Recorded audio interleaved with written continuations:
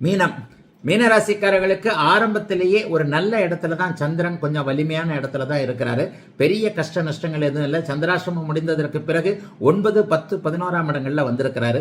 10ஆம் இடத்துல அவருக்கு குருச்சந்திர யோகம் இருக்கிறது. ஆக புதன்கிழமை, வியாழக்கிழமை, வெள்ளிக்கிழமை, புதன்கிழமை ஆரம்பத்துல ஃபர்ஸ்ட் திங்கக்கிழமையும் செவ்வாய்க்கிழமையும் ஒரு மாதிரியா தான் இருக்கும். சந்திராசிரமம் உங்களுக்கு போன வாரமே முடிஞ்சு போச்சு.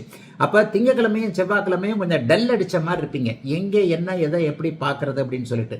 ஆனா புதன், வியாழன், வெள்ளி ஆகிய 3 நாட்களும் மீனராசிக்காரர்களுக்கு கொஞ்சம் சுறுசுறுப்பு நல்லா இருக்கும்.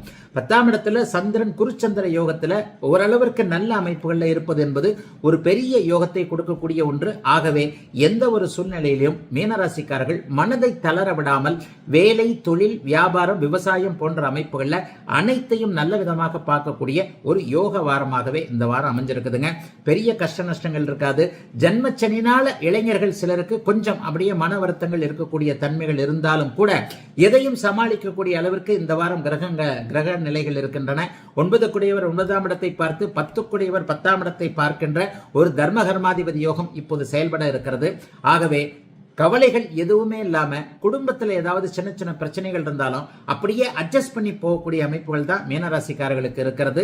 எதற்கும் கவலைப்பட வேண்டாம். இருக்கின்ற மன அழுத்தத்தை கூட இறைவனின் அருளால் தீர்த்து கொள்ளக்கூடிய யோக சுப வாரமாக அமைந்திருக்கிறது மீனராசிக்காரர்கள் எல்லோருக்கும் இந்த நல்ல வாரம்.